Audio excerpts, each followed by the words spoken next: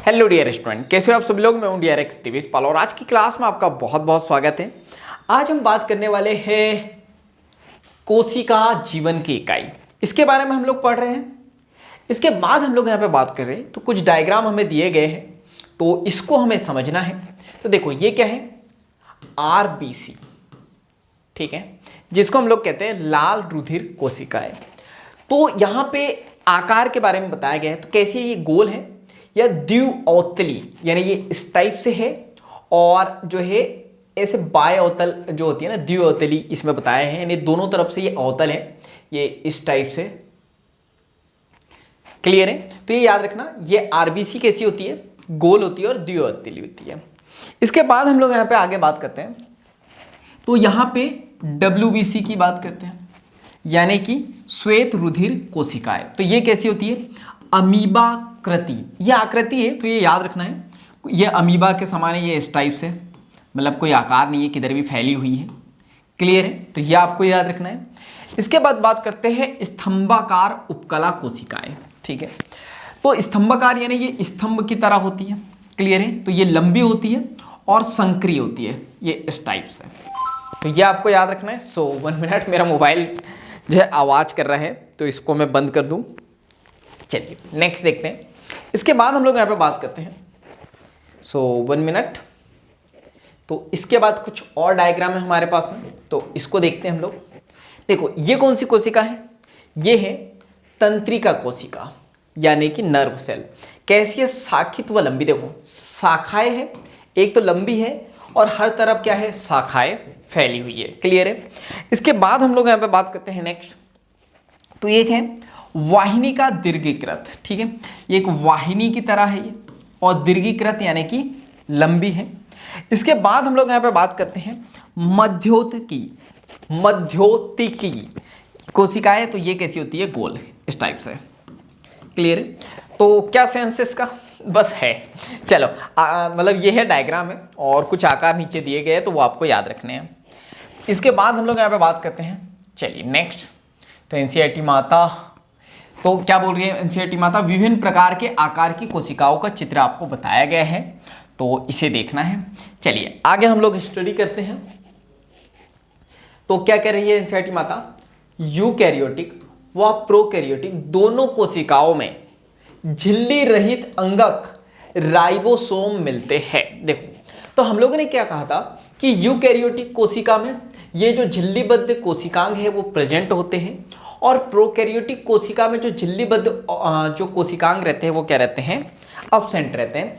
लेकिन एक ऐसा कोशिकांग है जिसका नाम है राइबोसोम, ये झिल्ली रहित होता है, यानी इसमें कोई भी झिल्ली नहीं होती है, लेकिन ये प्रोकैरियोटिक में भी होता है और यूकैरियोटिक में, तो ये याद रखना है। इसके बाद कोशिका के भीतर राइबोसोम केवल कोशिका द्रव्य में ही नहीं बल्कि 2 अंगकों, एक तो हरित लवक जो पौधों में पाया जाता है, और सूत्रकणिका जिसको हम लोग माइटोकॉन्ड्रिया कहते हैं, वह खुरदुरी अंतःप्रदेवी जालिका में मिलते हैं। तो आपको ये याद रखना है। देखो हम लोगों ने बात करी थी कोशिका की, तो ये हो गया केंद्रक और ये हो गया कोशिका द्रव्य, ठीक है। तो यहाँ पे बताया जा रहा है कि ये जो है सिर्फ जो है आपको कोशिका द्रव्य में नहीं दिखाई देंगे, इसके अलावा और कहाँ कहाँ दिखाई देंगे। देखो एक तो ये क्या है, कोशिका द्रव्य है, बार बार मुझे इधर उधर होना पड़ रहा है, ठीक है, तो आप भी परेशान हो रहे होंगे, तो थोड़ा सा मैनेज करना, क्योंकि एनसीईआरटी माता जो है थोड़ा सा इधर उधर है। देखो तो कोशिका द्रव्य में आपको एक राइबोसोम देखने को मिलेगा।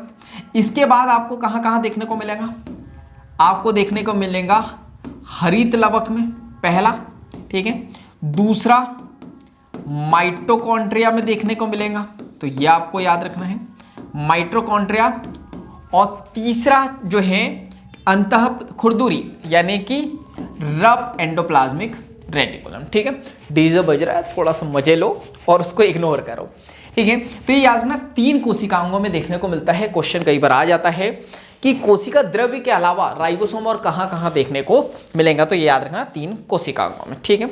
चलिए आगे देखते हैं। तो जंतु कोशिकाओं में झिल्ली रहित तारकाय केंद्रक जैसे अन्य अंगक मिलते हैं, जो कोशिका विभाजन में सहायता करते हैं, वेरी वेरी इंपॉर्टेंट, ठीक है, कि जंतु कोशिका में झिल्ली रहित, क्लियर है, देखो झिल्ली रहित एक कोशिकांग कौन सा था, राइबोसोम था। लेकिन हम लोग किसी किसी जंतु की बात कर रहे हैं हम लोग, ये याद रखना, जंतु कोशिका में एक कोशिकांग होता है तारककाय, ठीक है। अब तारककाय की बात करें तो इसमें भी झिल्ली नहीं होती है, क्लियर है। तो ये केंद्रक जैसे अन्य अंगक इसमें मिलते हैं, ये आपको याद रखना है। तो ये तारककाय क्या करता है, जो कोशिका विभाजन में सहायता करता है। तो कई बार क्वेश्चन आता है ऐसे कोशिकांग का नाम बताओ जो कोशिका विभाजन में मदद करता है, तो कौन सा है, तारककाय, और कैसा है, झिल्ली रहित, क्लियर है।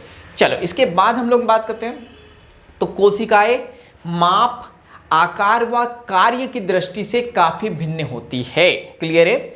यानी कि कोशिकाओं का माप, जो साइज है और जो आकार है, साइज शेप जो उसका है, और जो उसके कार्य यानी फंक्शन है, अगर उस पॉइंट ऑफ व्यू से देखें, उस दृष्टि से देखें तो काफी भिन्न हो सकती है। चित्र 8.1 में बताया गया है। इसका उदाहरण क्या है, वेरी इंपॉर्टेंट, यहां से जो है ना बहुत इंपॉर्टेंट, याद रखना। तो आपको बताया जाएगा सबसे छोटी कोशिका कौन सी होती है, सबसे बड़ी कौन सी होती है, तो ये याद रखना है। तो अब हम लोग यहाँ पे बात करते हैं, उदाहरण क्या है, सबसे छोटी कोशिका, वेरी इंपॉर्टेंट, कौन सी है, माइकोप्लाज्मा, कितनी है, 0.3 माइक्रोमीटर, वेरी इंपॉर्टेंट, कई बार क्वेश्चन आया है, सबसे छोटी कोशिका कौन सी है, ठीक है। इसके बाद लंबाई की बात करें तो ये यहाँ पे लंबी की बताइए, ठीक है, यानी लंबाई में, जबकि जीवाणु यानी बैक्टीरिया में 3 से लेके 5 माइक्रोमीटर यहाँ पे ये होती है, क्लियर है। तो ये याद रखना, बैक्टीरिया कितना होगा, 3 से लेके 5 माइक्रोमीटर। पृथक की गई सबसे बड़ी कोशिका शुतुरमुर्ग के अंडे की होती है, ये आपको याद रखना, सबसे बड़ी कोशिका कौन सी होती है, शुतुरमुर्ग के अंडे की कोशिका। अब बहुकोश की जीवधारियों में मनुष्य की लाल रक्त कोशिकाओं का व्यास यानी डायमीटर लगभग 7.0 माइक्रोमीटर होता है। तो ये याद रखना, मनुष्य में किसकी बात की जा रही है, आरबीसी की। तंत्रिका कोशिका की बात करते हैं तो सबसे लंबी कोशिकाओं में होती है, क्लियर है, सबसे लंबी कौन सी होती है, तंत्रिका कोशिका। इसके बाद बात करते हैं ये बिंबाकार, अच्छा ये आकार की बात कर रहे हैं, तो ये याद रखना, बिंबाकार, बहुभुजी, स्तंभी, घनाभ और धागे की तरह, या इसी को कहते हैं असामकृति प्रकार की हो सकती है। कोशिकाओं का रूप उनके कार्य के अनुसार ही भिन्न हो सकता है, क्लियर है, जैसा उनका आकार होगा वैसे उनके कार्य होंगे, क्लियर है यहाँ तक के। चलो तो हम लोग थोड़ा सा इसको समराइज करें, क्या क्या पढ़ा हम लोगों ने। तो हम लोगों ने यहाँ पे बात करी कोशिका की, ठीक है, यानी कि सेल की, एक तो है हमारे पास में प्रोकैरियोटिक, एक कौन सी है, यूकैरियोटिक, ठीक है। अब हमने बात करी कि प्रोकैरियोटिक के पास भी राइबोसोम आपको देखने को मिलेगा, और यहाँ पे यूकैरियोटिक के पास भी राइबोसोम देखने को मिलेगा, जो कैसी होती है, झिल्ली रहित अंगक होता है, क्लियर है। लेकिन हम लोग बात करते हैं ये दोनों कहाँ देखने को मिलेंगे, साइटोप्लाज्म में, यानी कि कोशिका द्रव्य में। लेकिन हम लोग बात करते हैं कोशिका के भीतर राइबोसोम, देखो जब आप एक बार पढ़ लेते हो ना स्पीड से, हम लोग जब रिवाइज करेंगे तो ऐसे ही पढ़ेंगे, क्लियर है। तो हम लोग बात करते हैं ये और कहाँ कहाँ देखने को मिलेंगी, अंगक यहाँ मिलते हैं कोशिका के भीतर राइबोसोम, केवल कोशिका द्रव्य में नहीं बल्कि 2 अंगकों, जैसे कि आपको इसके अलावा एक तो हरित लवक, जिसको जो है हम लोग क्लोरोप्लास्ट कहते हैं, माइटोकॉन्ड्रिया, और क्या बताया, रफ एंडोप्लाज्मिक रेटिकुलम। तो ये 3 कोशिकांगों में देखने को मिलेंगे, यहाँ पे हमने बात करी। फिर जंतु कोशिका में जो है ये यूकैरियोटिक में ही आती है जंतु कोशिका, ठीक है। तो जंतु कोशिका की बात करें तो इसमें देखने को मिलता है तारककाय, ठीक है। और तारककाय कैसा होता है, ये होता है झिल्ली रहित, तो आपको ये याद रखना है कैसा होता है, ये झिल्ली रहित। डीजे चल रहा है, थोड़ा साउंड आएगा, उसको मैनेज कर लेना आप, ठीक है, अगले लेक्चर में नहीं आएगा। तो झिल्ली रहित कोशिकांग कौन सा है, तारककाय।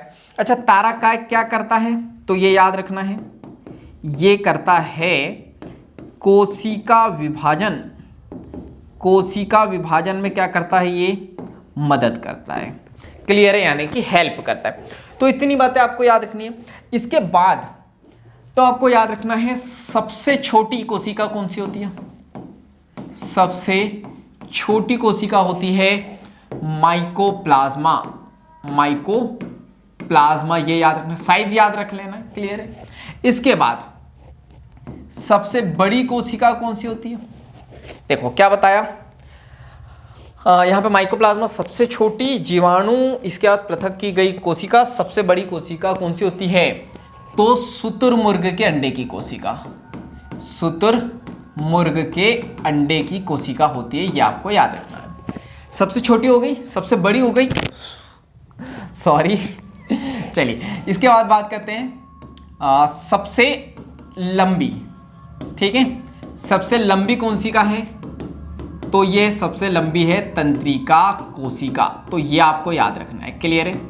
तो ये 3 पॉइंट याद रखने हैं, फटाफट स्क्रीनशॉट ले लो और सिर्फ इतनी बातों को जो है अपने माइंड में फिट कर लो।